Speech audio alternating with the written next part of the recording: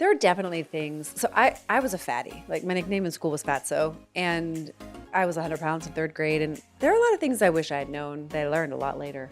Something like that, like something like more casual. When I was a little girl, you fed me sardines and I thought I was eating tuna. So you kind of scammed me, but you did it because it was so good for me. Well, I wanted to develop your brain, and I knew that would be better for your brain development.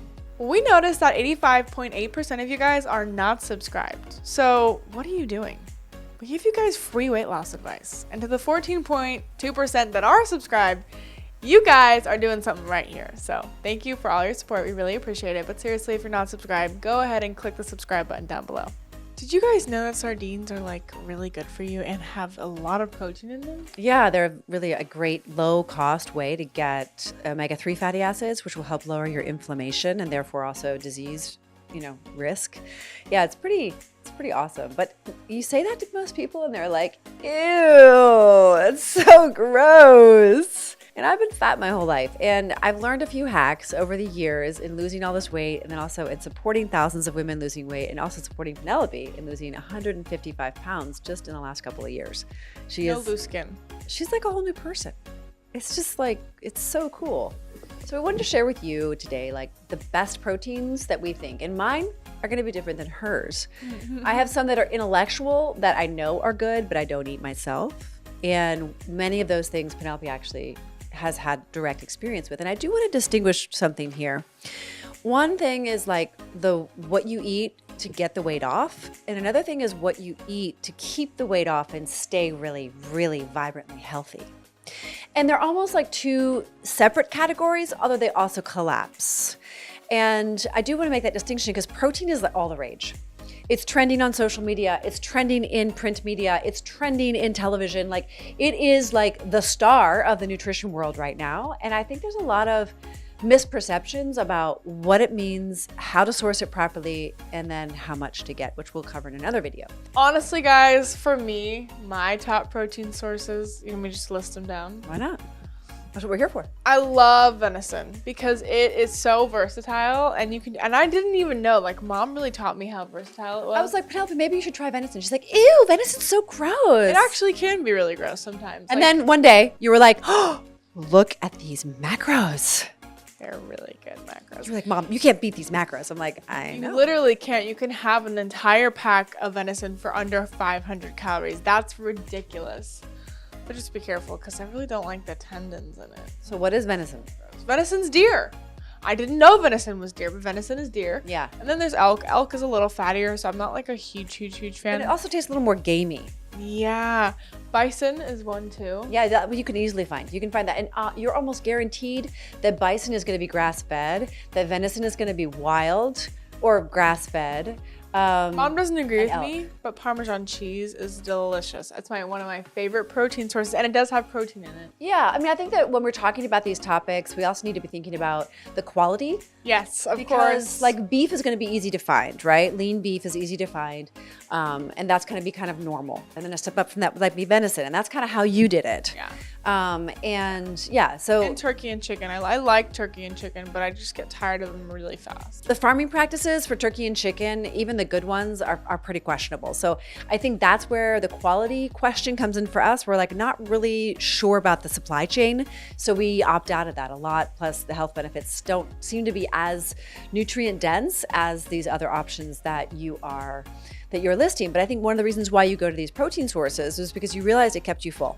Yes. Like satiation level was really high, and it stoked your metabolism in such a way that you've been able to lose this last 35 pounds pretty quickly. So that's been incredible. So we have to be thinking about protein sources in quality, nutrient density, how it's going to help your metabolism, and how long it keeps you full, which means how stable your insulin levels are and your glucose levels. And also something I didn't mention, but it's been massive on my journey, is non-fat Greek yogurt. Now, not everyone can eat plain non-fat Greek yogurt. I They can't. don't like the taste. It doesn't react well for their skin. Yeah.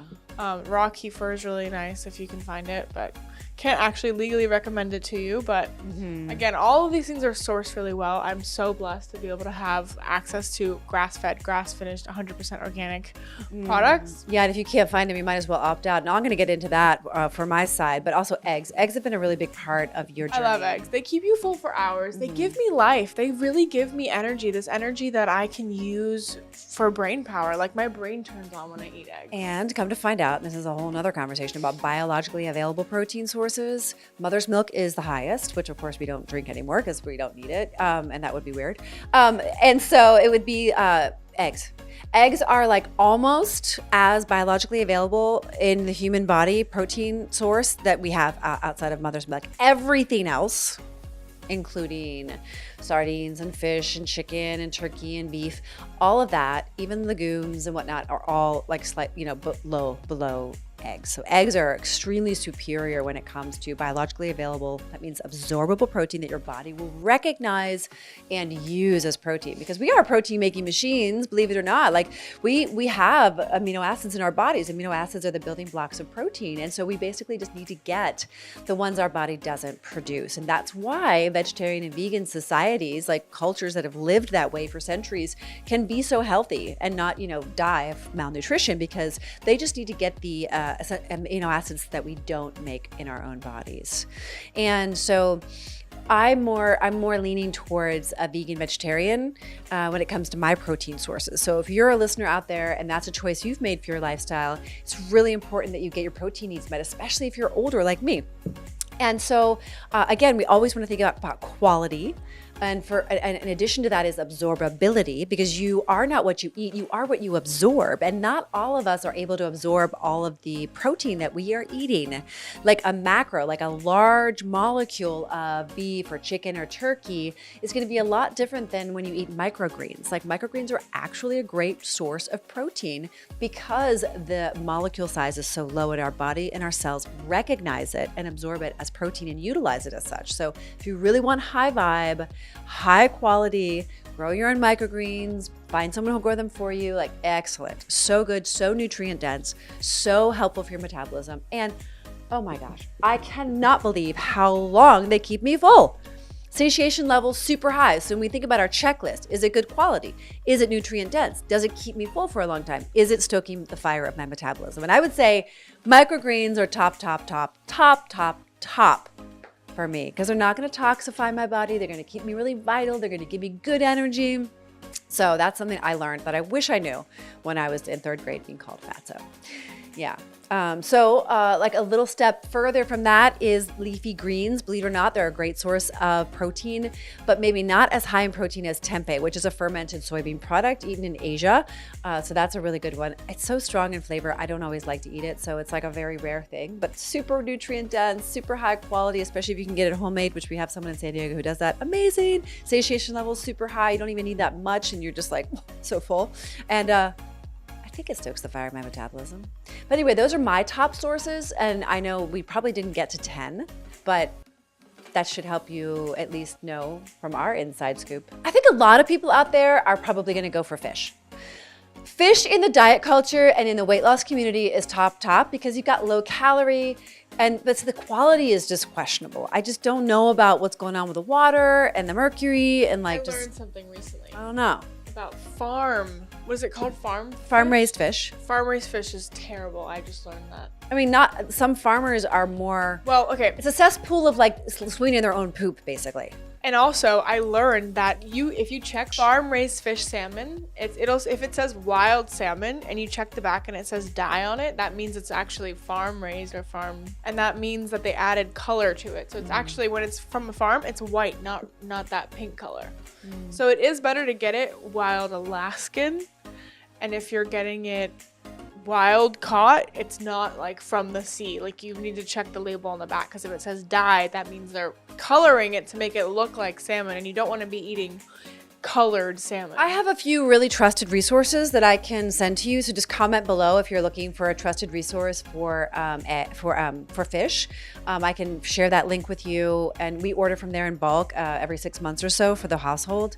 And that's that. You want to be working with companies that have responsible fishing practices, that acknowledge the environmental concerns of that area, who only fish in areas that have an abundance of that fish, and who are really going to be honest. And you just just don't know what you're going to get. You don't know what you're getting when you go to the store, unfortunately. So you really have to do your due diligence if you want to be a responsible citizen to be sure that the quality of the protein you're eating is good for your body, because you don't want to like be in a toxic, you don't be creating like a toxic situation in your body. Yeah, please don't eat luncheon meats that have sugar and nitrates added and hormones and RBST. Like please, if you're gonna eat luncheon meat, eat the ones from Applegate if you can afford it. And if you don't, I just recommend not eating it. I've seen parasites in that stuff. I've seen them put microscopes on it. Yeah, so this is a real conversation. Birth defects. Ugh. This is a very, very real conversation, and it's like, I think that's why I just don't eat meat, because I'm just so freaked out by the supply chain situations that I can't even go there. So I think we've got a lot of cleanup work to do now that we've been promoting protein like it's a superstar. We need to really get real about what's going on with our supply chain. I'll give you guys 3 places. Perennial pastures if you're in California. Force of nature. I don't know that we should pitch farm, should we? Because there are a lot of awesome farms. No, but I'm saying if you're in California, these are the ones that we trust as a household. All right, so we can go down the list. The ones that we use and we love and we trust. In California specifically, I don't know about your states or anything like that, but if you're in California, some of the... We're having a windstorm right now. It's intense. Yeah, it's there's a tornado, but we're in California, so there's no tornado. It's just wind.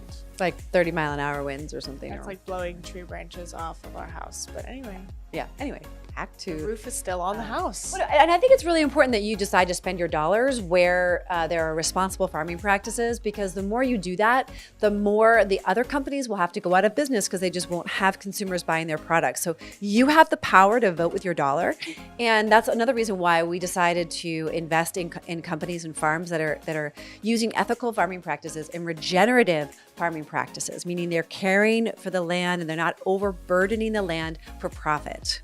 So you can look for your raw milk. If you would like to drink raw milk, you can look for it on rawmilkfinder.com. You can get your meat from Force of Nature or Perennial Pastures if you're in California. There's another good one in Atlanta. I forget the name of it, but we can send you the link. We'll look it up. I'm really careful. I always check grass-fed and grass-finished 100%. And I want to make sure they're pasture-raised and regeneratively raised and farmed and sourced. So I want to make sure, and I look at the farm. It matters, folks. We're talking about nutrient density. It really matters, because if your meat is eating, your cow, the cow that you're eating is eating glyphosate-soaked grains, it's not going to be good for you. And if you're drinking raw milk, they say that A2 Jersey cows are the preferred source. So I don't use the raw brand because I'm not sure what kind of cows they are. It doesn't say 100% grass-fed, so no shade to them, but I just don't feel 100% comfortable, because I really love to see 100% grass-fed. It matters. We're not being food snobs or diet dictocrats. It really, really, really matters for your cellular health and your metabolic health long term.